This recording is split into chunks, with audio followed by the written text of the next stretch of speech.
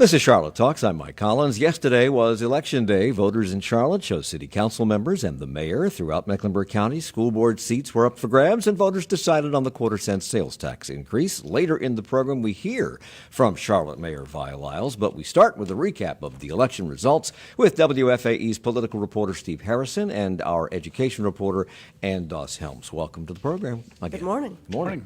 So this was an off-year election. Turnout was expected to be relatively low. Early voting ended on Friday, and I think at that time there were 28,916 ballots cast, which trailed 2017's count in that off-year election. What was the final count? Do we know how many people voted? 17%, which is, like you said, lower than 2 years ago for the same election. But at the same time, in 2015, turnout was even lower at 15%. That was when the headline race was Jennifer Roberts defeated Edwin Peacock for Charlotte Mayor.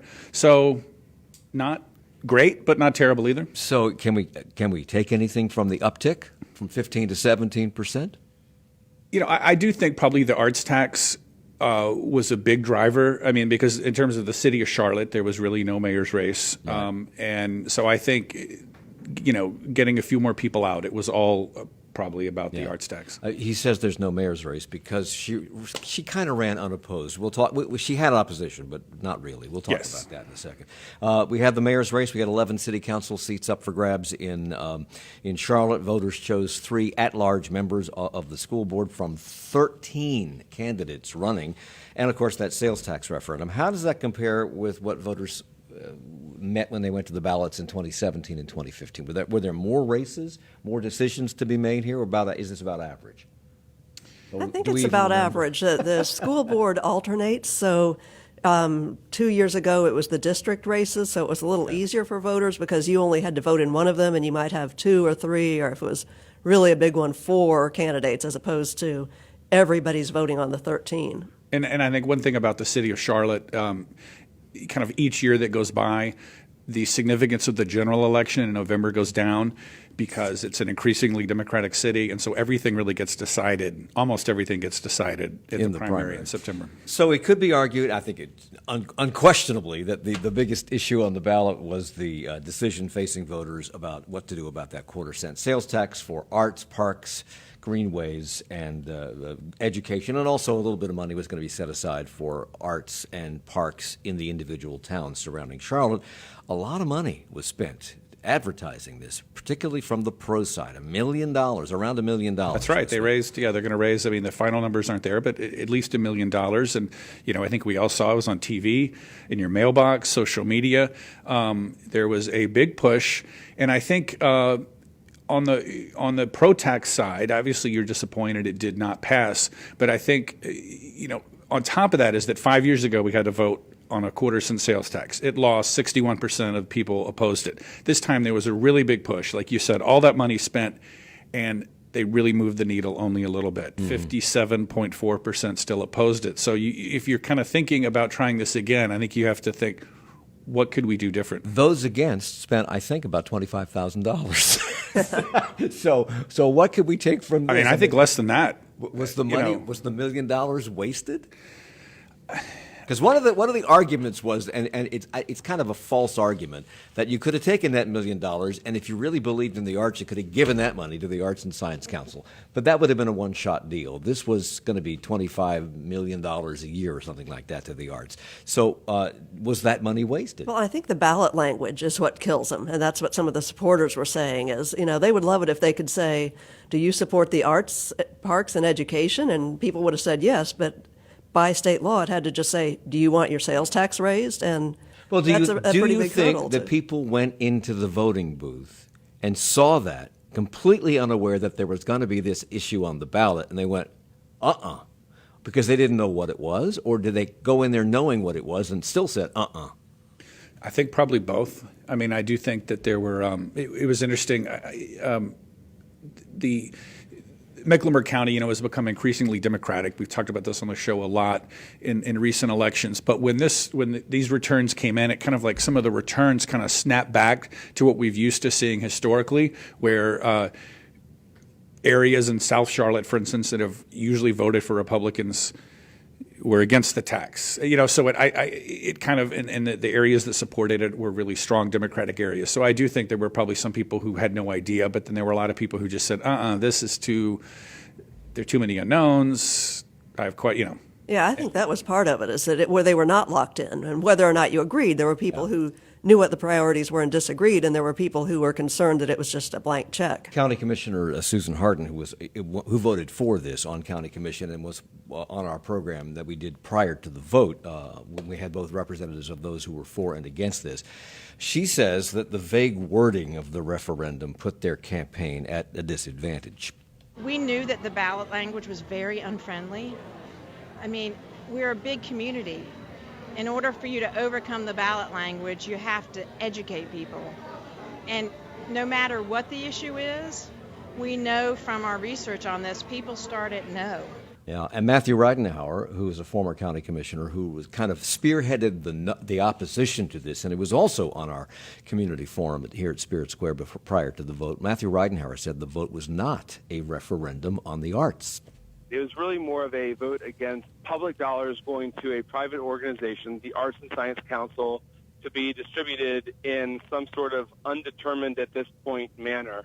And I think a lot of people just sort of questioned that and wondered why they would support something with so many question marks. Do you think that's it? I mean, that's certainly one issue, but the other issues is there's no promise, no guarantee, as County Commissioner Pat Cotham said many, many times, no guarantee that the money would actually go to that or wouldn't be taken away from that in the future. The vague wording is part of it. The fact that there's no mechanism, there was no mechanism to dole out that money from the Arts and Science Council's point of view if they got a yes vote. Which do you think played the bigger role in people saying no? Is there any way to know that? Right, it's really hard. I mean, and I think just the fact that with that question you had, you listed so many pretty good possibilities that like it gives you a kind of a hint of why it lost by such a big margin. The ballot language, like Ann said, is really hard. But, having said that, there have been some North Carolina counties that have passed a quarter-cent sales tax with the same language, so it's not impossible. So the Arts and Science Council, prior to the vote, was described as being in crisis in terms of funding. What happens now? If they're in crisis, what happens? So at the election party last night that the pro tax people held, I asked George Dunlap, he's the county commission chair who sits on the ASC board. I said, right, what happens next? Do we go to the general fund with the next budget cycle and try and get the ASC more money? And, he kind of said, well, we don't have to do, he kind of downplayed. He's like, well, we don't have to do this right now. But I think that probably will be part of the conversation in early 2020. One more thing, going back to this previous budget this year in 2019, when the county raised the property tax and they increased funding for so many programs, that was a time the ASC could have gotten more money and it would have been really hardly noticed or talked about. I have to move on because we have other races to cover here, but one of the other negatives perhaps in this was the fact that some people, including myself, thought the advertising for this was a little disingenuous. They focused on parks and greenways and education, field trips, which I don't know that they were ever in danger. Did we ever find that out? Well, and I was saying on our last Friday show that I was basically badgering Charlotte Mecklenburg Schools to tell us more. And they put out something, they sent it to me on Monday afternoon, and it is a little flyer, and they have to be very careful not to say vote yes or no. But they said, they talked about the money for teachers and staff, but then they said, in partnership with the Arts and Science Council, revenue from the sales tax would be used to increase public school field trips for CMS students. Okay. So they're not saying there are none. So they didn't lay it out exactly honestly, and they also de-emphasized the arts in most of their advertising, and to me that's disingenuous because most of the money was going to go to the arts. But they also ran a 2-page spread in the Charlotte Observer on Sunday. The left-hand page was all of the people voting yes, supporting yes, many prominent people, but at least 2 people that we know of were on that list who claimed to be unaware that their names were on that list. And one of them, a reporter for NBC Charlotte, Michelle Bowden, says she's not supporting the arts. She's not supporting that. She's a reporter. She doesn't take a stand on it, but her name was on the list. Was that an oversight or is that duplicitous? I think that's an oversight because you had 800, you had hundreds of names, right? Yeah, we wouldn't have noticed tiny names. I looked for mine. I couldn't find it. The entire city council was on various ballots. District 6 was the race people were watching because it's an increasingly blue district, but maybe not, because Tariq Bokhari seemed to win handily in that district. He did, and going back to the arts tax, you talked about that district. In 2018, Matthew Ridenhour lost his seat to Susan Hardin, but the big difference there is he lost, I think, because the county commission is on the ballot in even years. So he was on the same ballot with the midterm elections and the big blue wave. This year, there was no blue wave. There was no big Democratic effort to get out the vote. So Tariq Bokhari's opponent, Gina Navarrete, she was kind of on her own. And like we talked about, 17% turnout, that's not going to be enough to pull an upset. Yeah, I think the last vote total I saw was, well, I don't have a vote total. I just know that there are 315,000 registered Democrats, 162,000 registered Republicans, and 244,000 unaffiliated voters in Mecklenburg County, and yet a Republican won there. And in District 7, Ed Driggs, a Republican, was unopposed, so he won in the primary. Well, there was no primary, was there? I guess he had no opposition. No, he had a primary, won that easily, and then no opponent in the general. So the at-large seats. What about the at-large seats? So this surprises there?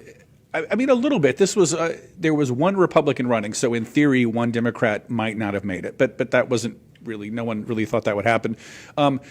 This was in a way kind of a popularity contest, right? Because we've got 4 Democrats winning, and it's who can finish first. It's all for bragging rights. And Mayor Pro Tem. Like, if you finish first, you will likely be Mayor Pro Tem. Julie Eiselt finished first, and I think what's interesting about that is I think she was worried about keeping first because she voted for the Republican National Convention. That upset a lot of activists, and she did not do as well in the primary, but in the general election when Republicans and moderates are coming out, pushed her to the top. And Braxton Winston came in second. James Smudgy Mitchell was third. Dimple Ajmera, all incumbents, by the way. She finished fourth. In District 2, Malcolm Graham won a seat, former state senator. That's right. He is back. And it's still a 9-2, it'll still be a 9-2 Democratic council. But we will have new faces on there, even though, like you said, all the incumbents won on the at-large seats. School board, and 13 people were running for 3 at-large seats. Board Chair Mary McRae and longtime member Erica Ellis Stewart chose not to run. That left, 2 seats open? Where did the third one come from? The third one is Elise Dashew, who is the the vice chair of the school board and was running for a second term and won it. She was the top placer. And again, not terribly surprising. I think incumbents, especially in a big, confusing race like that, tend to do well. There were reasons to be mad at CMS. There were reasons to support Elise Dashew, and it looked like people were not in a throw-the-bums-out kind of mood. And we have 2 newcomers as a result of yesterday, and they are? Lenora Shipp, who is a retired principal, very long-time CMS employee, and Jennifer De La Hara, who is a CMS parent, works with International House, talked about helping to bring the voice of the immigrant community into the discussion, and also she was the only candidate from outside Charlotte. She moved to Davidson about a year ago. So, okay, very short on time here, but Mayor Vi Lyles, of course, is going to have her second term, and we'll talk about that with her in a moment. But there were essentially no Republicans in this field at all. She had Republican opposition from a perennial candidate who never campaigns, and he still got about 22% of the vote. That's right. Well, what does that say? Well, and we had talked about on the school board race, somebody who put her name on the ballot and then did nothing else. She got like 13,000 votes. So people, I don't know if they like names, if they're eeny, meeny, miny, mowing. All right. Well, the mayor will join us in a moment. We'll talk about that and many other issues and her goals for this second term, because she's the first mayor to get a second term in about, 10 years? Steve Harrison and Doss Helms, thank you both for being here. Support for Charlotte Talks comes from WFAE members and More Powerful NC. Every year in North Carolina, opioid overdoses kill more people than car wrecks. Millions of unused prescription pain pills remain in circulation. Information about getting involved at powerfulnc.org. And Discovery Place Science presenting Cuba, an exhibition that looks at the biodiversity, landscapes, and culture of that Caribbean island. Fully bilingual in English and Spanish, November 9th to January 1st at Discovery Place Science. On the next Charlotte Talks tomorrow, compensating college athletes after decades of delay and billions of dollars in profit. The NCAA is being pressured to do just that, pay these athletes because of a law in California mandating college athletes in that state be paid for their use of their name, their image, or their likeness in endorsements. The NCAA has capitulated, and we'll hear from people on both sides to see if this is the end of college sports or the beginning of something long overdue. The breathalyzer has put untold numbers of drunk drivers behind bars. They're designed to measure if someone is fit to drive, but a New York Times investigation is raising serious concerns about their reliability. How do we give law enforcement the right tools to keep our roads safe? Next time on 1A. That conversation coming up at 10 following Charlotte Talks with Mike Collins on 90.7 WFAE, Charlotte's NPR news source. It's Charlotte Talks on listener-funded 90.7 WFAE and 90.3 WFHE. I'm Mike Collins. The election is over, so we can resume our monthly visits with Charlotte's two-term mayor, Vi Lyles. You know, we had this one mayor for a very long time, 14 years. I've forgotten his name. I remember it very well. I heard Pat on television last night telling people that I was his budget director and his assistant city manager. I think he's taking a little bit of credit here. Proud of you. I think that's a good thing. You're the first two-term mayor since Yeah. Anthony Fox. He, of course, left for Washington to be the Secretary of Transportation in the Obama administration. He went to D.C. His successor, Patrick Cannon, went to jail. and Jennifer Roberts was kind of ushered out by the voters after one term. What's your reaction to being back for a second time? Grateful, humbled, and ready to keep on working the agenda that we've got. This is an important time in our city's life. I think, you like anything else, you get to a certain point and you say, we've got to make that next big thing happen. Mm-hmm. And I believe that we've worked really hard on affordable housing and jobs, but getting more of the jobs where we have our people that are living here ready and prepared for them, that's another thing that we want to do. When you came in for the first term, there were a lot of changes on city council, and a lot was made of the young Turks coming in. Yeah, on that's city council. right. You have pretty much the same council. There are a couple of little changes here and there, pretty much the same council. Does that help you? Because you know how each other works. Does that help you do what you want to do in this setting? Oh, absolutely. I think our council has been working together so well. We may have disagreements, but in the end, we look for that place that everyone can move forward. So that's going to be a good thing because that means that we can, not take a break, not do a lot of new things. We can just say, well, what we're doing works, and that's what we're going to continue to do. And everybody knows what the bathrooms are, so they don't. Everyone. There's no we've got a learning few curve. new people. We're welcoming Renee Perkins Jenkins, and we're welcoming Victoria Watlington, and so it's really exciting. And I just think I put Renee's in District 4 with Greg Phipps leaving, and Victoria is in District 3, where Luana is leaving. Okay. So, new people. And Malcolm Graham, who's coming back. You didn't really have, because he went away and was at the state senate That's for a while. right. You didn't really have a challenger. You had a challenger. I but had a challenger. He runs every time, and he never campaigns, so that's. And he got a lot of votes. He got a lot of. Yes. It's like- what about that? He got a lot of votes. I think that. Are you in trouble? Are you in more trouble than you think? I have to say this. The last time I carried 59% of the vote, this time 77. I don't think that's trouble. I think we're moving in the right direction. But why do you suppose the Republican Party did not mount a challenge? Charlotte, as I've said, when you're mayor, you have to govern for everyone. And I think that when we put aside party affiliations, most of our issues are community-based and around consensus of what this community wants and expects. And so that's why I don't think that they looked at not just the mayor, but in totality, what are we doing as a council, what are we doing as a city council in terms of making sure that we're going to be a place that's going to be great for people to live in the future. Mm-hmm. Let's talk about one of the things you focused on in your first term. That's affordable housing. Yeah. You pushed voters to pass, and they did, the $50 million referendum supplying money for affordable housing. You urged business to kick in an additional $50 million, and they did. And you touted the success of those efforts during your campaign, but everybody knows, and you certainly know this, that there's a lot more work to do. What else can the mayor do? What else can the city do? Well, we're working really hard. So I agree. We've got over 1,000 units under construction or renovation, but we know that the need is much greater. So we've got to determine how do we keep affordability where affordability exists today. And I've been having meetings with the Charlotte Apartment Association, with REBIC, which is the real estate developers. But the thing that I think most people don't realize, a lot of affordability comes from individual owners. Someone may own 10 to 100 or 200 units, and they're just quietly doing what they do. What I want to do is call those folks together to say, we appreciate what you're doing, and will you continue to do it? Our challenge is with development and land costs in our city. How do we make sure that people that are living in those affordable places, you know, you may have a one-bedroom for $600 to $700. How do we make sure that those remain in place? And I'm going to be looking to those private citizens and appealing to them through their houses of worship, through their business connections, just through the tax consequences. We've got to learn more about how rentals are done financially and how to make them continue to do that so that they have the right finances to maintain them. You have $100 million at your disposal in the kitty from Yeah. the referendum and the business community. How is that money being spent?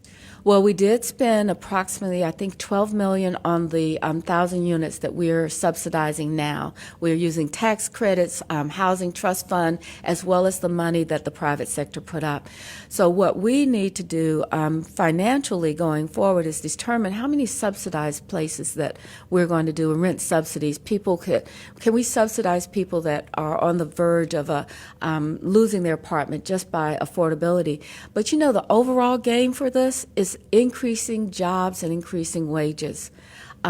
People that are working 2 and 3 jobs at the minimum wage, we've got to figure out how to change that so that they can have a really decent way to live. Well, $100 million to most people sounds like a heck of a lot of money, and it's not. It doesn't even scratch the surface of what is actually needed, and as you pointed out, the problem really is multifaceted. There's not enough housing stock, but more existing units are being threatened by growth and development and gentrification. Rents are way too high for a lot of people, and that's what you're talking about. Yeah. Wages are too low, and experts say we can't build our way out of this problem. Wages have to be addressed. I'm not an expert, and I tell people every day we can't build our way out of this. So we've got to figure out how to create pathways for good-paying jobs that people can afford to live. A lot of that is around, you know, even in our organization, I have to give a lot of credit to the city manager for creating apprenticeship programs in the airport, in Charlotte Water, and in our solid waste area. We're trying, and engineering, we've got 4 areas that we're bringing in people and saying, come to the city, apprenticeship. You will, at the end of your apprenticeship time, learning and being trained, able to get a decent job with health care and benefits. Those are the things that we have to do. So a number of companies are beginning to address this. I have to give a shout out to Charlotte FinTech. You know, Bakari has talked about this a lot. He has a graduating class of about 30 people that took 6 months. These people were working $8.75, $10 an hour jobs, and they walked out with $40,000 to $50,000 to $60,000. That's the kind of individual effort. How do we take it to scale now?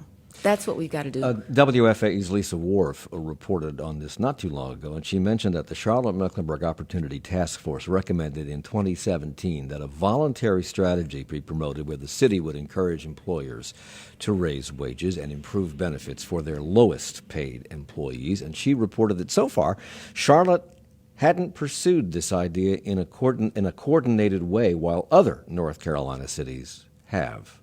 Well, I'm not sure why that's written that way, but as you know, when we talked about that and we had it, first of all, what's our largest employer? Healthcare systems, the 2 systems, Atrium and Novant, and they all agreed that they would go to a higher living wage. And living wage, I should probably say, a wage that allows you to live in Charlotte, and they're doing that. Bank of America, Wells Fargo. So I'm not quite sure what that means, but we all need to understand the real burden on this kind of wage increase comes within our small businesses. And, you know, small businesses walk often on the edge. I know this because my brothers have a small business. And the ability to pay people when times are good, they were so proud when health care was something they could provide to their employees, my brothers. Mm-hmm.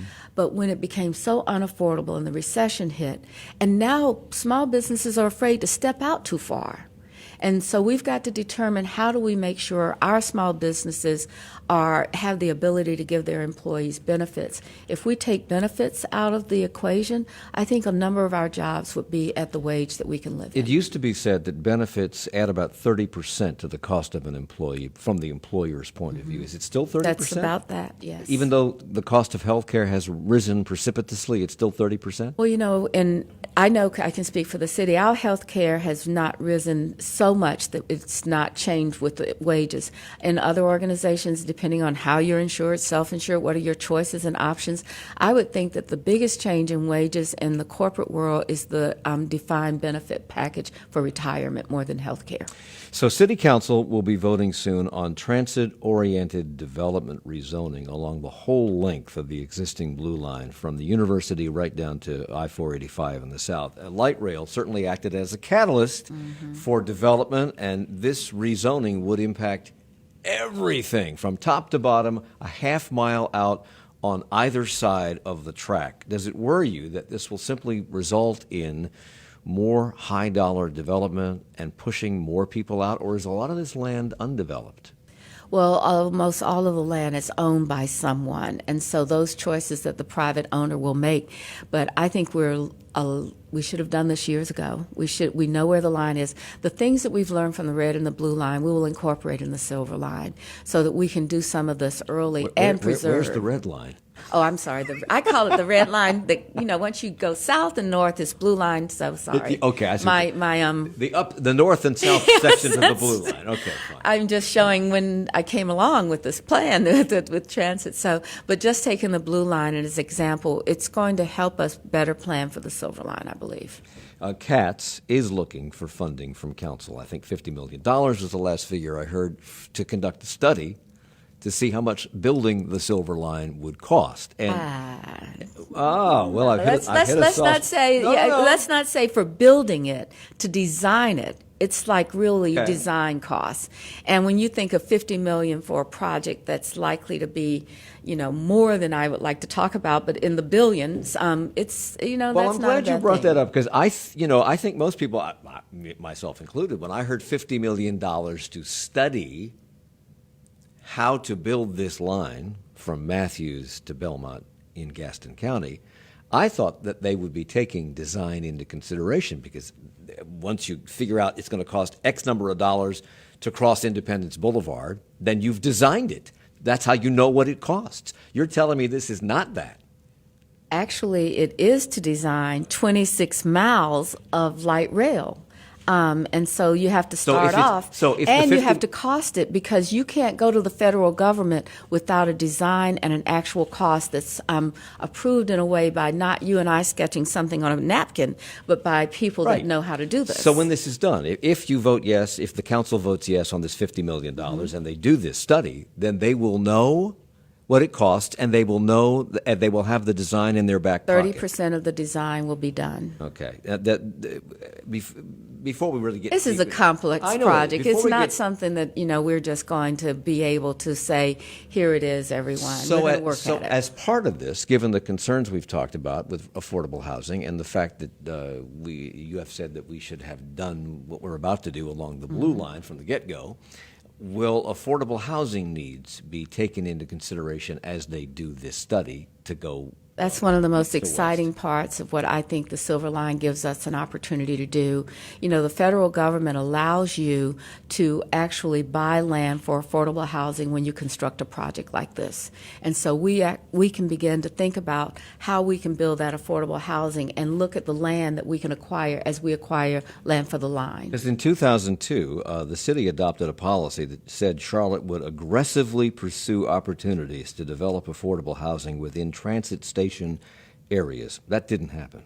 Why? You weren't on council then. I wasn't on the council So then. why didn't it happen, though? Well, I'm not really sure that I can answer why it didn't happen, but I think that what I'm saying now, today, is with the Silver Line, we have the opportunity to make it happen. So is this why Mayor Pro Tem Julie Eisel has said that Charlotte needs to proactively purchase property along the Silver Line? That's exactly correct. Where She's will that correct. money come from?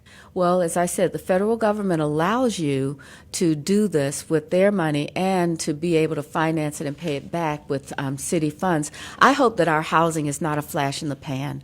We've got $50 million this past year, and on the referendum coming up in 2020, we will have an additional $50 million.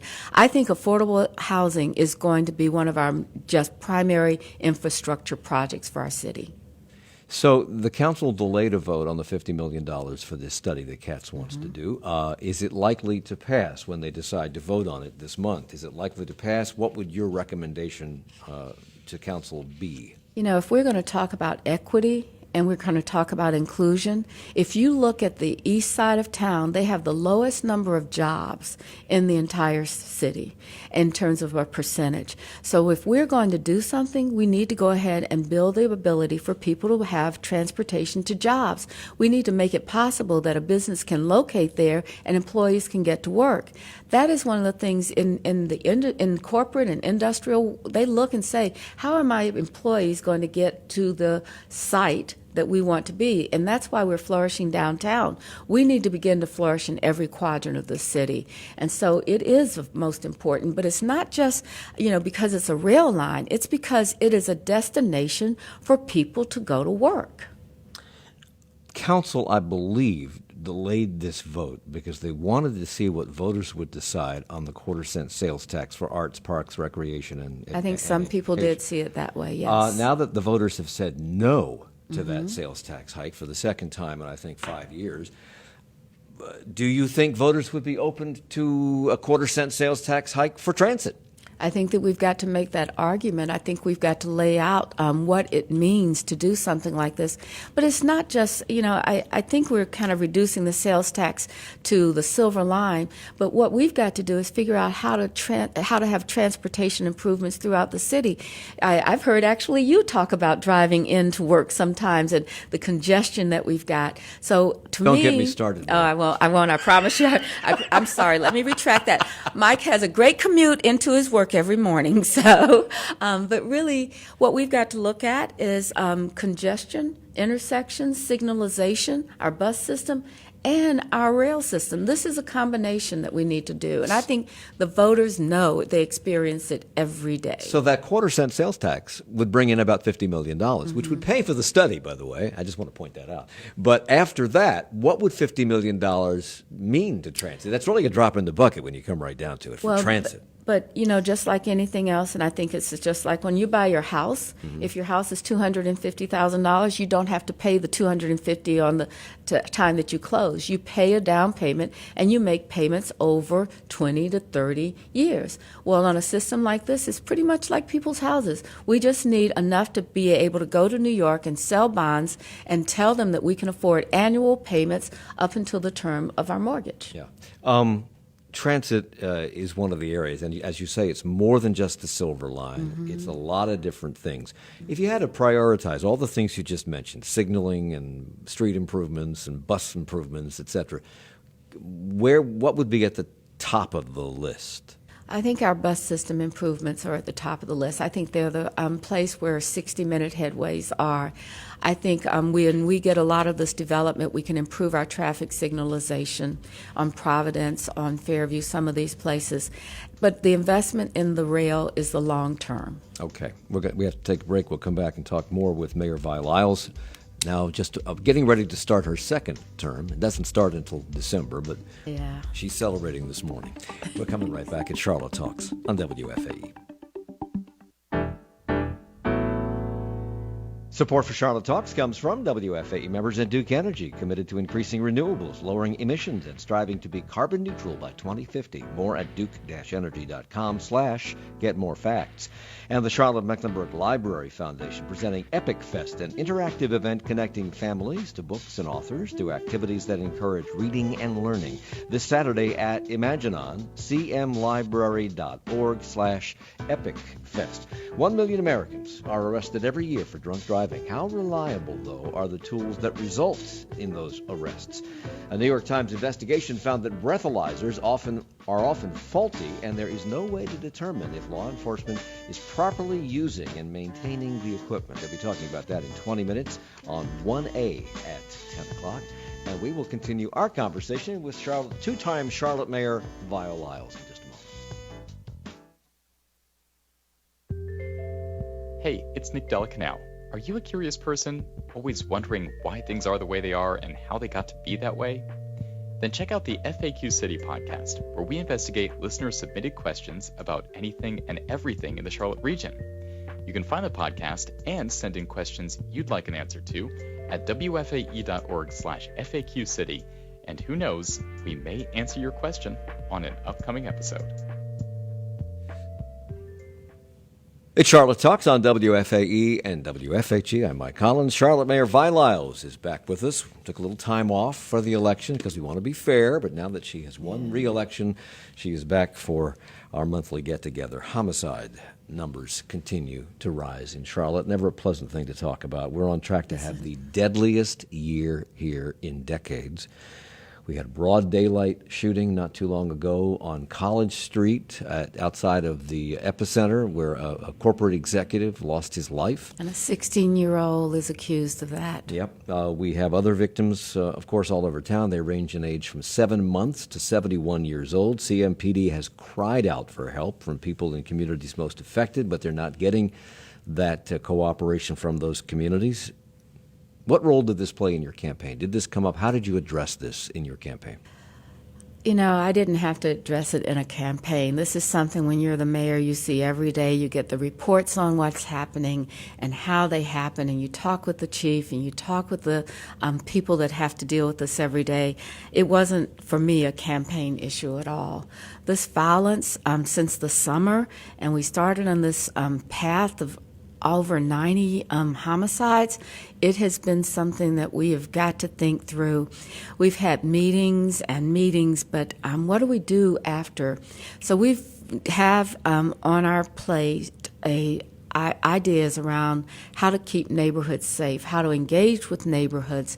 And I think it takes some time. You just don't say one day, invite me into the living room, I'm having dinner with you. You have to first, meet the neighborhood. You have to meet them where they are.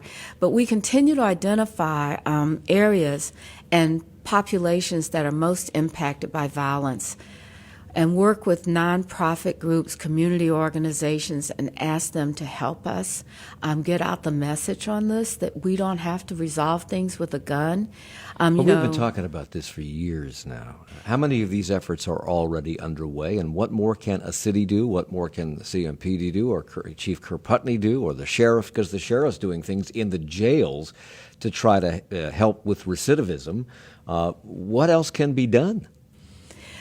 Just like other areas of challenge have begun to be studied more carefully and with more data, we're trying to analyze and look at data more carefully around homicides. But it's very difficult to think about a person as a data point, Right. And it's very difficult to think that a neighborhood is defined by violence. And so we've got a lot of work to do. It's not just the work that CMPD does. It's how do we analyze, like, where our calls are coming in for service for garbage collection? Are we able to see where people are throwing trash or parking in the wrong place? And what does that lead to? It's complex, but we're beginning to think about this as both the human side of it as well as the structural part of it. And doing that means that we are putting together some thoughts and for people, but we're also going to look at the hard data to see what do we need to focus on most. You said it's hard to boil things down to data points on people, but you have said you want to gather quantitative data. We do. Before coming up with an action plan. So what is the status of that? Where are you in that process? Well, we've done a lot so far. I mean, CMPD has, initiated things around arrest points, how many of them involve guns, but more importantly, where there's activity that causes this violence, like drugs going on. Are we seeing a resurgence in drug activity? But domestic violence has always been a constant in this. We've lost, I think, 11 people to domestic violence, and that's really heartbreaking. That's all nearly the time. 10% of the people who die. It is, and that's a very difficult thing to do. So I think we have to have a holistic approach. But we need to engage our neighborhoods where these data points are happening and saying what is going on. If we have to go house to house to house to interview and say what's going on, what happened on your block, what happens in your neighborhood, how do we make sure that we can do something better? Who does that? Who goes into those neighborhoods to ask those questions or to have those conversations? Is it you? Is it the city council? Is it the police department? Who does that? Well, we have a couple of people doing that. We have our community relations committee staff doing that, calling people into a space where we say, well, men that want to help out on neighborhoods and where they can go and help us do work that's going to be evidence-based. That's what we're really trying to find. But we have community relations. We have our neighborhood development teams and staff people going out. Where do we have housing that's dilapidated that might become a place for activities that we don't want to occur in our city? And then we have CMPD. But we've also got to look, and every person, all of our employees know that this is an issue that's got to be dealt with. A lot of this is economic. A lot of this is opportunity. Just being given an alternative to what your present reality is. And I know that you're working on this on a lot of different fronts. Among them, growth and development and jobs to accompany that growth and development. And you were, I'm sure, pleased to announce that Microsoft is going to invest nearly $24 million and add hundreds of high-paying jobs in an expansion of its Charlotte campus. Now, these are 430 jobs paying, on average, $98,000 a year. Does that help with economic growth and opportunity, given the fact that people who are going to get $98,000 a year are going to be fairly skilled workers who either are already here or are going to come here from elsewhere? How does that help? So it does help because then we can begin to plan for those jobs. Not everybody's going to be hired immediately.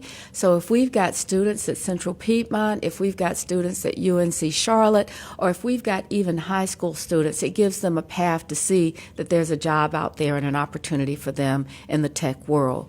But more importantly, when we also had another company come in, Chime, with 200 jobs. And those jobs were $14 an hour with benefits, child care subsidy, as well as health care. And so when we look at those types of jobs, we're going to recruit those as well. And so we've got to balance jobs that are high paying, I think give us the long view, jobs that are immediately around the $14 to $16 an hour. They are immediate. We're working with both of our healthcare organizations to talk about how do we get kids in high school to understand the path to being a nurse or a assistant to a doctor, a radiologist, all of those things. I just want to compliment the president of Central Piedmont Community College. She and I are talking about this with our healthcare systems to say, let's see what we can get for kids that immediately need to make a living. When they come out of high school, they need a job. And so how do we do that? Can they intern while they're working and getting their degrees? We have the opportunity to build something unique in this city because we are growing. Let's go back to this technology thing, because the technology sector, despite the fact that Amazon said we didn't have enough talent here, it continues to grow. The Charlotte Regional Business Alliance says the total number of tech jobs rose by 30% over just the last 5 years. That's an increase of 117,694 jobs. This latest batch of jobs from Microsoft that you referenced, they're in the tech sector. we are growing that sector. How recession-proof? Because recession could be on the horizon. How recession-proof is that sector? You're going to have to and talk how to... big a role does that play in Charlotte's economy? You're going to have to talk to Ed Driggs. He's our economics professor on the council, so I'm not going to predict a recession. I have my sense of where we are is that if we continue to develop the appropriate way. Are we recession-proof? Maybe not, but will we be hurt like we were the last time? I would hope not. There's another Charlotte-based company called Stratified, Stratifyd. Homegrown. Yeah, adding about 200 jobs here. Another technology company. What do they do? Well, now, what my understanding it's from, I think he was a professor. He is a professor. Started this project at UNC Charlotte. Wang is his last name, and he came in and he said what he does is he takes artificial intelligence and he develops the factors out of that to provide other companies with the ability to do analytics. Now, that's as far as I can go. Dr. Wayne, you will have to call in and explain what Stratified does, but I think it means that you're helping people with data that's going to help their businesses grow. So, once again, this is going to be probably skilled workers, probably making a decent amount of money, and maybe coming in from the outside. And if Microsoft is bringing in 430 jobs, many of those will have to come, I would think, from the outside. So I would hope not, Mike. I think our university is doing a great job. The informatics in college at UNC Charlotte is producing people left and right. You know, when we had MetLife, UNC Charlotte put together a program for people that do the projections, and I don't recall the word right now, but the projections for life insurance. And so now... Actuarials. Thank you. Mm-hmm. That's what they did. And so, but now we have people that I have no idea what that means, by the way. It just means that one of us is going to go soon, and then they'll know exactly when that's going to happen. So, seriously. But what I believe UNC Charlotte is doing is looking at where these jobs are going to grow, and they're preparing young people. You know, we have two colleges that include high schools at UNC Charlotte in education and engineering. That's how we're going to make sure these jobs are for people in our community. Well, I was going to ask you, and maybe you just answered my question already and neutralized the concern, but as high-paying jobs come into the city and attract people from outside in, we already have this really tight real estate market. We already have a disappearance of affordable housing because of the land is more valuable than the house, and developers see that. They give you some money. They build a 23-story building on top of it and make money, even more money. Does this hurt your efforts? As these high-paying jobs become more available, does this help or hurt your efforts to preserve and grow affordable housing stock? I think it's a challenge, yes. It's particularly difficult where we see the inability for the housing authority, which was our place that people under 30% of AMI would be able to find a place to live. That is really something that we've got to worry about. But I think it is a challenge, and we're going to have to figure out how to buy this land ourselves, how to work with people that would like to make a charitable gift. If you look at the Brooks Hamburger Stand, which is a great hamburger over in Noda, but they donated property that they had on the east side for affordable housing. And they did it because of their ability to say, we grew up in Charlotte, we've got a successful business, this land we're not going to use. We want it to be a part of it. Our corporations are doing the same thing. So I think it's a challenge, but we're figuring out ways to make it work. Speaking of affordable housing again, we're having a public conversation about this on Tuesday, November the 12th. Are you going to be there? I don't think so. Anyway, you can listen. It's on November the 12th. I can listen. I listen to you on Friday mornings and sometimes in the car. Thank you. Anyway, our public conversation will be on Tuesday, November the 12th on affordable housing and the work remaining. It will be at the Harvey Gantt Center, and you can listen live that night. I don't know if there are seats available still, but you can check out our website at WFAE.org to find out more. Let's talk about Chime Solutions before we move on. Can I say something? I want to say thank you for doing the workshop. When we started 2 years ago, it was just 15 million. We're now 50. We're up to 100, and people are getting educated. And so when you have those forums and workshops about these issues, it's really, really helpful to us because the more that we understand what we're trying to do, I think the better we get at it. So thank you. You're welcome. That's what we do. It's our mission. There's this Atlanta-based firm that you mentioned, Chime Solutions. They plan to hire 400 people by early October, 1,000 people by the end of next year. Have those jobs materialized, those 400 jobs yet? You know, the day after the announcement, the Urban League held a job fair.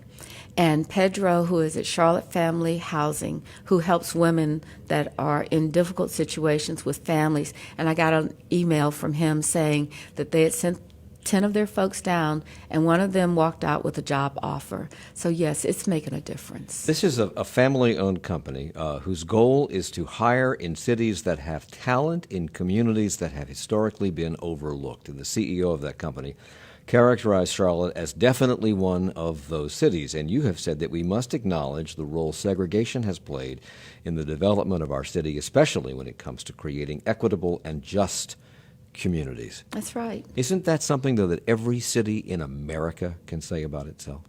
I don't know that every city would have this issue. I don't expect our demographics always are consistent with every place, but we know when we are in the South that is an issue for us. I mean, it's our history, and we just have to own it. Okay. Let's talk a moment about the arts tax, which was defeated. The referendum was defeated yesterday by the voters. I know that you were in favor of this, as were many other Charlotte leaders. What's your reaction? Well, I think that it's one of those areas that we didn't have the ability to explain why. I was particularly interested in the areas where we're having parks.